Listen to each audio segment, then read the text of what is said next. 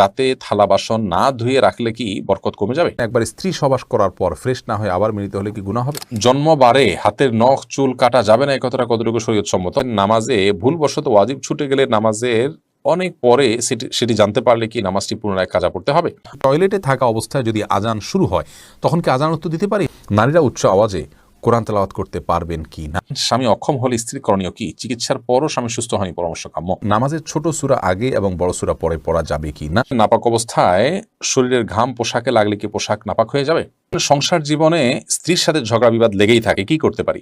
মহিলারা যদি অজু করা অবস্থায় কোনো পুরুষ দেখে ফেলে তাহলে কি অজু থাকবে? স্ত্রী মারা গেলে স্বামী গোসল করাতে পারবে?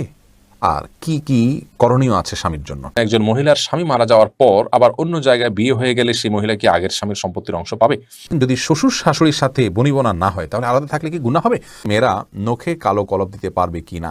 কেমন করে বুঝবো আল্লাহ আমার গুনাহগুলি মাফ করেছেন?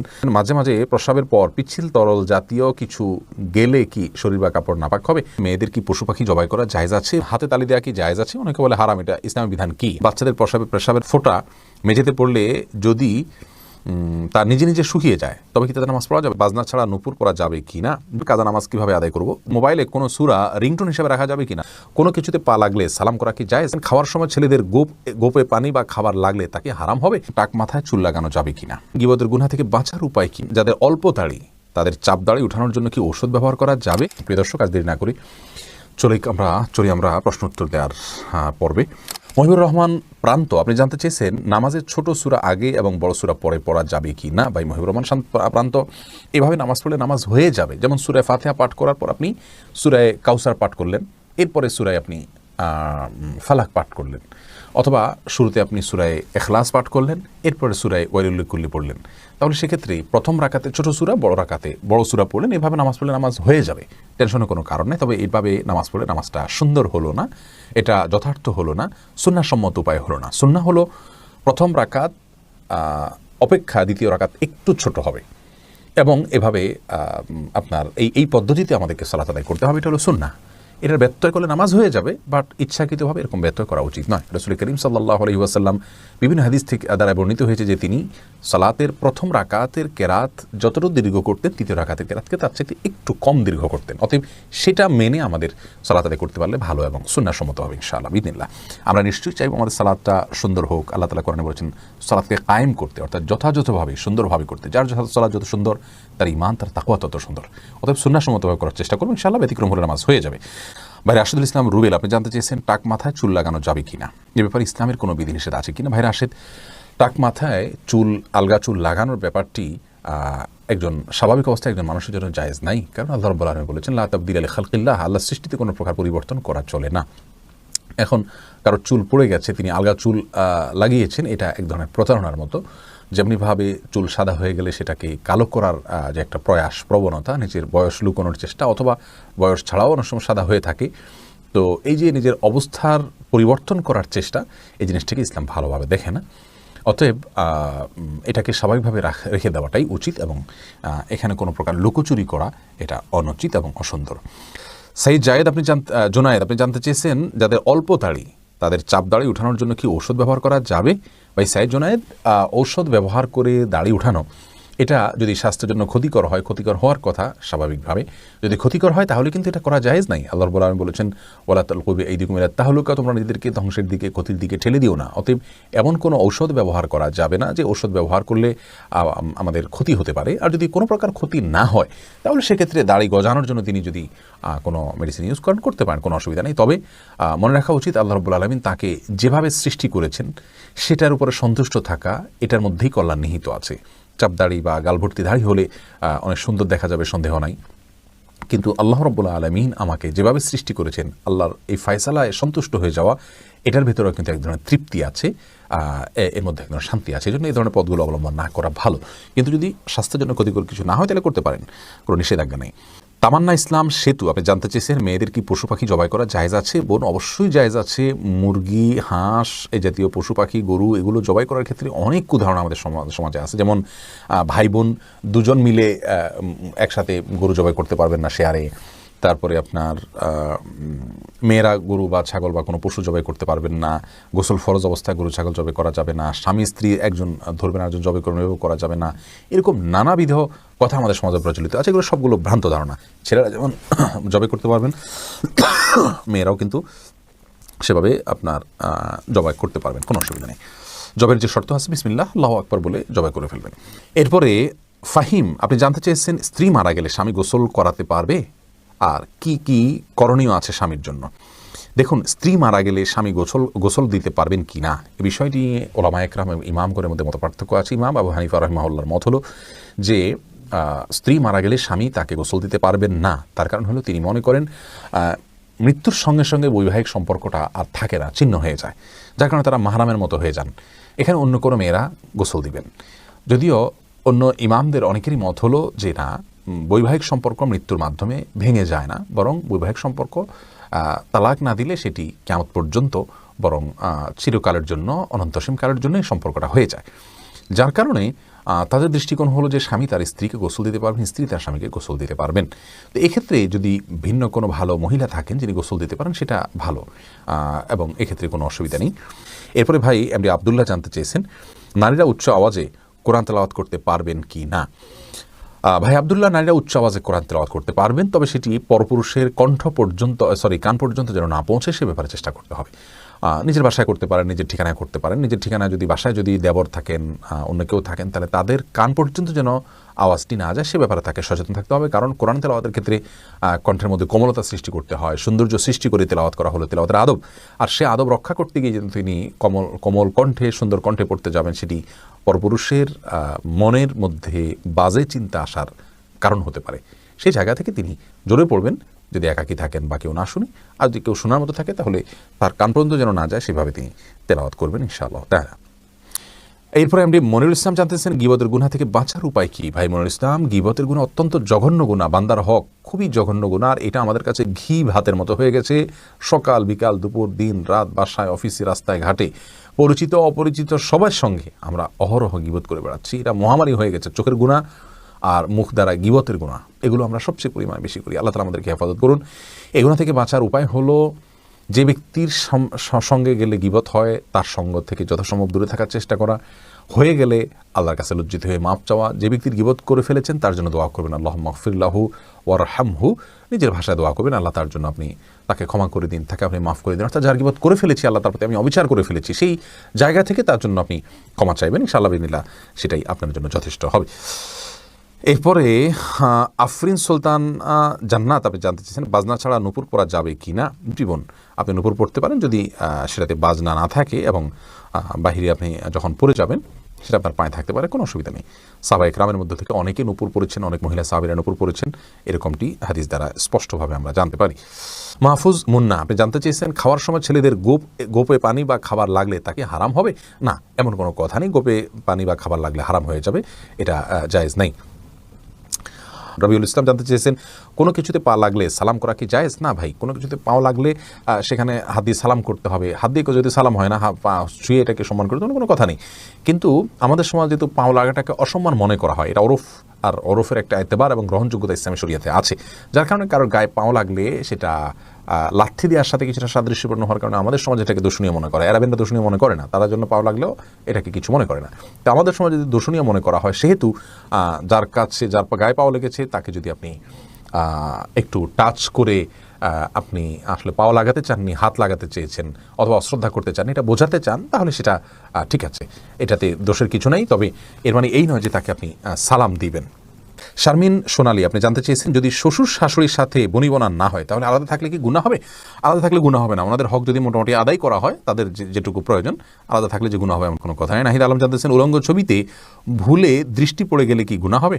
ভুলে দৃষ্টি পড়ে গেলে গুনাহ হবে না, কিন্তু যখনই স্মরণ হবে তখনই সাথে সাথে ফিরে আনতে হবে। আল্লাহ তাআলার ভয়, আল্লাহ তাআলা আমাদেরকে সেই ভয় এবং তাকে নসিব করুন। এমনি বাপি জানতে চেয়েছেন আমি টয়লেটে থাকা অবস্থায় যদি আজান শুরু হয় তখন কি আজান উত্তর দিতে পারি? না ভাই, আপনি অপেক্ষা করবেন, বের হয়ে আজান উত্তর দিয়ে দিবেন।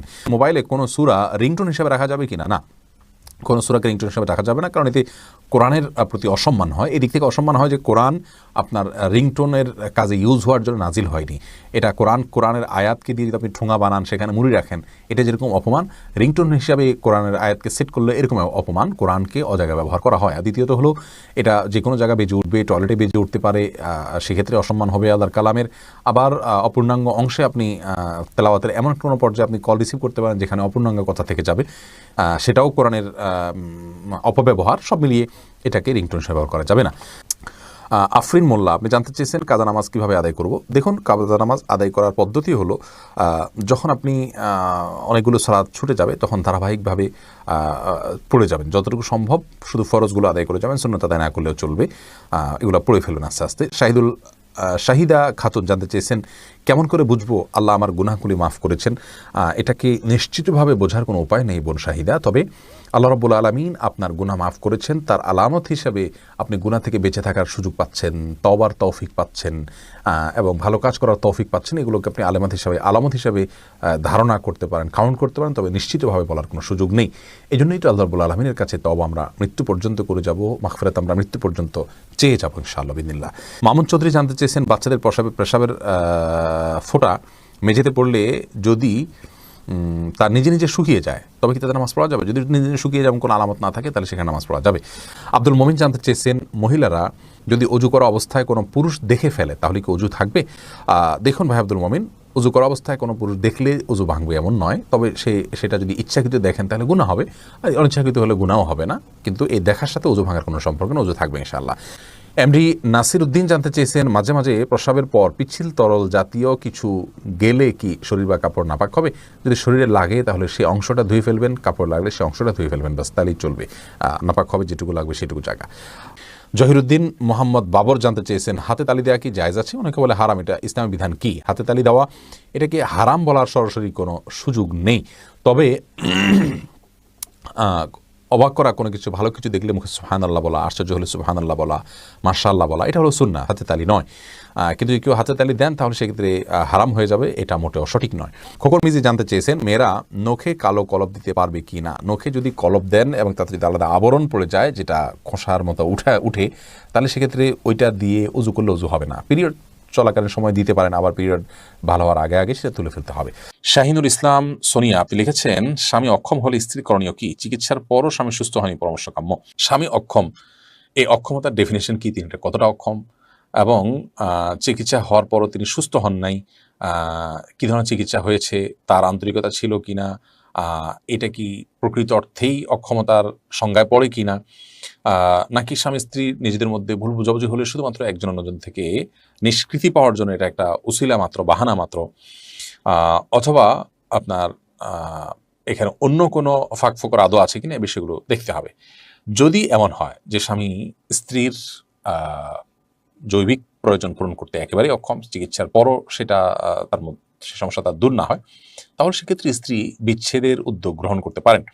স্বামী যদি বিচ্ছেদ না দেন, স্বামী যদি তালাক না দেন, তাহলে সেক্ষেত্রে আদালতের মাধ্যমেও বিচ্ছেদের উদ্যোগ নিতে পারেন, সামাজিকভাবেও বিচ্ছেদের উদ্যোগ আলেম ওলামাদের মাধ্যমে, স্থানীয় মুরব্বিদের মাধ্যমে উদ্যোগ নিতে পারেন, তাকে প্রেশার দিতে পারেন, অর্থাৎ সে অধিকার তার আছে। ইসলাম বলে না যে একজন স্বামী অক্ষম হওয়ার পরও নারী সারা জীবন তার ঘর করে যেতে হবে, তবে প্রকৃত অবস্থা কি সেটা নিরূপণ, নিজেরটা নিজে না করে অন্যদের সহযোগিতা নিয়ে, বিদগ্ধ মানুষগুলোর সহযোগিতা নিয়ে সিদ্ধান্তে আসতে পারলে সেটা অবশ্যই ভালো। শাহরিয়ার রহিম লিখেছেন, নাপাক অবস্থায় শরীরের ঘাম পোশাকে লাগলে কি পোশাক নাপাক হয়ে যাবে?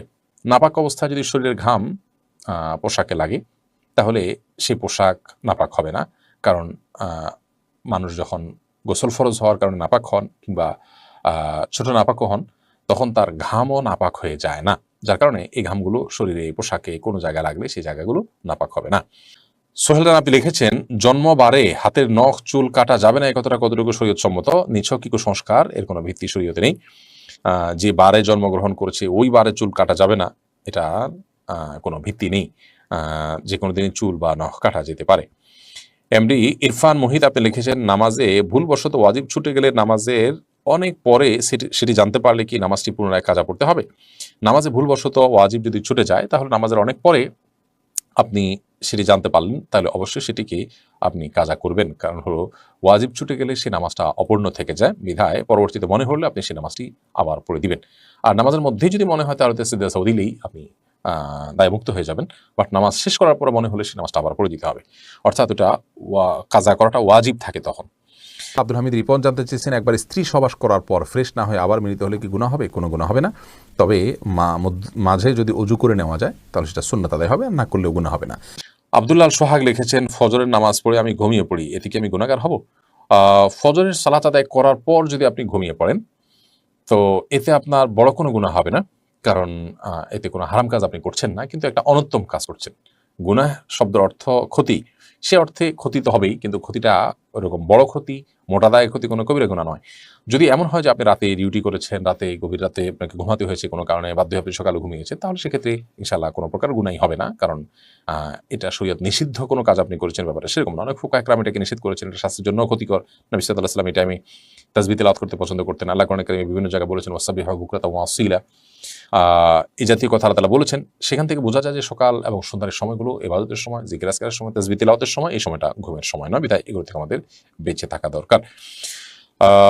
এরপরে আতিকা সাফরিন এডি থেকে আপনি লিখেছেন, একজন মহিলার স্বামী মারা যাওয়ার পর আবার অন্য জায়গায় বিয়ে হয়ে গেলে সেই মহিলা কি আগের স্বামীর সম্পত্তির অংশ পাবে? কোনো নারী যদি কোনো জায়গায় বিয়ে হয়, এরপরে যদি স্বামী মারা যান তখন যদি তার স্ত্রী থাকেন, তাহলে সেক্ষেত্রে তিনি অবশ্যই সম্পত্তির ভাগ পাবেন। কিন্তু স্বামী মারা যাওয়ার আহ, আহ, আগেই যদি তিনি বিবাহ বিচ্ছেদ হয়ে অন্যত্র বিয়ে করেন, তাহলে সেক্ষেত্রে আর আগের স্বামীর সম্পত্তি থেকে কোনো ভাগ তিনি পাবেন না। তাহলে দেখতে হবে যে স্বামী মারা যাওয়ার সময় তিনি ওই স্বামীর স্ত্রী ছিলেন কিনা। যদি স্ত্রী থেকে থাকেন ওই অবস্থায়, তাহলে স্বামী মারা গেলে অবশ্যই সে স্বামীর সম্পত্তিতে স্ত্রীর ভাগ থাকবে, তবে সেটি ভ্যারি করবে। যদি সন্তান থাকে তাহলে ভাগটা একরকম হবে, আর সন্তান না থাকলে ভাগটা আরেক রকম হবে। সন্তান থাকলে কিছুটা কম পাবেন, আর সন্তান না থাকলে সেক্ষেত্রে কিছুটা বেশি পাবেন মৃত ব্যক্তির। Jasim Hossain J S AID থেকে আপনি লিখেছেন, রাতে থালা বাসন না ধুয়ে রাখলে কি বরকত কমে যাবে? আর রাতে থালা বাসন না ধুলে বরকত কমে যায় এরকম কোনো কথা কোরআনে কোথাও বলা হয়নি। প্রচুর পরিমাণে কুসংস্কার আমাদের সমাজে আছে, এটি সেরকম একটি বিষয়। আপনি থালা বাসন রাতে ধোবেন নাকি দিনে ধোবেন এটা আপনার ব্যাপার। তবে এক্ষেত্রে শরিয়ার নির্দেশনা হলো যে থালা বাসন, বিশেষ করে খাবার যদি থাকে, সেগুলোকে ঢেকে না রাখাটা এটা সুন্নাহর খেলাফ। আমরা যখন ঘুমিয়ে পড়ি অনেক সময় জিনরা বিচরণ করে এবং নানামুখী অসুবিধা তৈরি হয়। সবচেয়ে বড় কথা হলো যে আজকাল আমরা তেলাপোকা, তারপর টিকটিকি, নানা রকমের প্রাণী বিচরণের কথা আমরা জানি। এগুলো আমাদের অজান্তে বিচরণ করবে, সেগুলো আমাদের স্বাস্থ্যের জন্য ক্ষতির কারণ হতে পারে। এই জন্য সেগুলোকে ঢেকে রাখা অথবা উপর করে রাখা, সেটা হলো গুরুত্বপূর্ণ বিষয়। আমি ধোয়ার বিষয়টা এখন ধোবো, আমার থালা বাসনটা নাকি আমি কালকে সকালে ধোবো, সেটা একান্তই আমার ব্যাপার। এক্ষেত্রে শরীয়ত আমাকে কোনো বাধ্যবাধকতা দেয়নি। তবে এটা ঠিক যে যত পরিচ্ছন্ন থাকা যায় ততই ভালো, যত সময়ের কাজ সময় করে ফেলা যায় ততই ভালো। কিন্তু এর মানে এই না যে থালা বাসন আমি রাতেরটা সকালে ধুলে আমার বাসায় বরকত থাকবে না, এমন কোনো কথা নেই। খায়রুল ইসলাম লিটন আপনি লিখেছেন, আমার গোসল ফরজ হয়েছিল কিন্তু টের না পেয়ে আমি নামাজ পড়ে ফেলেছি, এরপর টের পেয়েছি, এখন কি করব? দেখুন, গোসল ফরজ হয়ে যাওয়ার পর আপনি টের পাননি, নামাজ পড়ে ফেলেছেন, পরে যখন আপনি নিশ্চিত হয়েছেন যে আপনার গোসল ফরজ হয়েছিল, আপনি এখন পুনরায় গোসল করে নামাজটা কাজা করবেন। এন্ড বিকবুল হোসেন আপনি লিখেছেন, যারা সিগারেট খায় তাদের পিছনে নামাজ হবে কিনা? যারা ধূমপান করে নিশ্চয়ই তারা ফাসিকের কাতারে পড়ে, তারা প্রকাশ্যে গুনাহে লিপ্ত, তাদের পিছনে নামাজ পড়লে নামাজ আদায় হয়ে যাবে, কিন্তু এরকম ব্যক্তিকে ইমাম নিযুক্ত করা গুনাহের কাজ, এবং এইরকম ব্যক্তির পিছনে নামাজ পড়াটা মাকরুহ। তবে নামাজ আদায় হয়ে যাবে, মাকরুর সাথে আদায় হয়ে যাবে, অর্থাৎ ত্রুটিপূর্ণভাবে আদায় হয়ে যাবে। যদি বিকল্প কোনো ভালো লোক না থাকে এবং জামাত মিস হওয়া ছাড়া আর কোনো অপশন না থাকে, তাহলে সেক্ষেত্রে এই ব্যক্তির পিছনে নামাজ পড়লে নামাজ আদায় হয়ে যাবে ইনশাআল্লাহ, কোনো অসুবিধা হবে না। কারণ সেই ক্ষেত্রে এটা আপনি অনেকটা নিরুপায়। ইমাম সাহেব তার ছোটখাটো ভুল ভ্রান্তি আছে, এই অজুহাতে আপনি জামাতে নামাজ পড়লেন না, এই সুযোগ কিন্তু নেই। প্রয়োজন আপনি অন্য কারোর পিছনে নামাজ পড়বেন, আর একটু ভালো মানুষ পেলে তার পিছনে নামাজ পড়বেন, অন্য মসজিদে যাবেন, কিন্তু আপনাকে জামাতে নামাজ পড়তে হবে। এরপর প্রশ্ন করেছেন এমডি মান্নান, আপনি লিখেছেন, সংসার জীবনে স্ত্রীর সাথে ঝগড়া বিবাদ লেগেই থাকে, কি করতে পারি? দেখুন, দাম্পত্য কলহগুলো সৃষ্টি হয় সবর এবং শকর না থাকবার কারণে। এটি হলো প্রধান এবং মৌলিক কারণ। স্বামী বলুন, স্ত্রী বলুন, যার মধ্যে সমস্যা থাকুক না কেন, সমস্যা এই দুটির কোনো একটি, হয় সবর নেই আর না হলে শকর নেই। এছাড়া আরও কারণ থাকতে পারে, কিন্তু এটি মৌলিক কারণ। সবর এবং শকর ছাড়া কখনো দাম্পত্য জীবনে সুখ শান্তি পাওয়া সম্ভব নয়। স্বামী বলুন আর স্ত্রী বলুন, উভয়কেই কোনো না কোনো ক্ষেত্রে ধৈর্য ধারণ করতে হয় এবং শুকর আদায় করার মানসিকতা থাকতে হয়। আপনি আপনার জীবনসঙ্গীর মধ্যে যে ত্রুটি দেখছেন, সেই ত্রুটি সত্ত্বেও আপনি ধৈর্য ধারণ করবেন, এটি আপনার কর্তব্য। আর এই ত্রুটির পাশাপাশি তার অনেক ভালো গুণ আছে, সেগুলো আপনি দেখবেন, সেটি আপনাকে সুখী করবে, সুখী দাম্পত্য জীবন উপহার দিবে।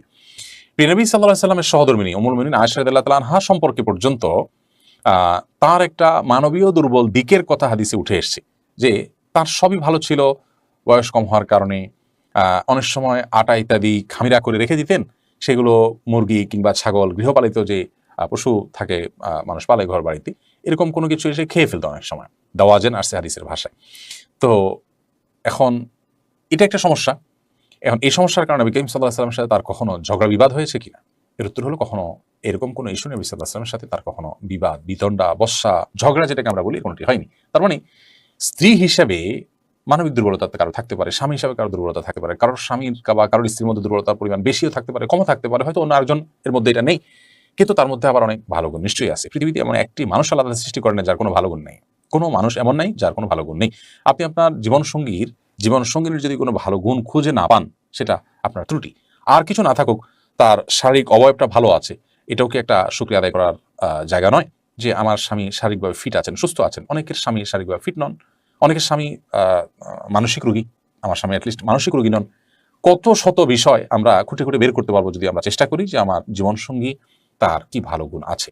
তাহলে স্বামী বলুন, স্ত্রী বলুন, উভয়কেই কাজটি করতে হবে, সবর এবং শকর। এটা ছাড়া দাম্পত্য জীবনের ঝগড়া, বিবাদ, কলহ এগুলো মেটানো সম্ভব নয়। আজকে আমাদের সমাজে যে বিবাহ বিচ্ছেদের হার বেড়ে চলেছে এবং সংসারগুলো ভেঙে খান খান হয়ে যাচ্ছে, এর মূল এবং প্রধান কারণ হলো যে আমরা দিন থেকে দূরে সরে যাচ্ছি। আমাদের মোরালিটি এবং নীতিনৈতিকতা, মূল্যবোধ এগুলো আমাদের থেকে হারিয়ে যাচ্ছে। এগুলো যত বেশি হারাবে, ততই আমাদের দাম্পত্য জীবন কেন সার্বিক জীবনে অশান্তির ছায়া নেমে আসবে।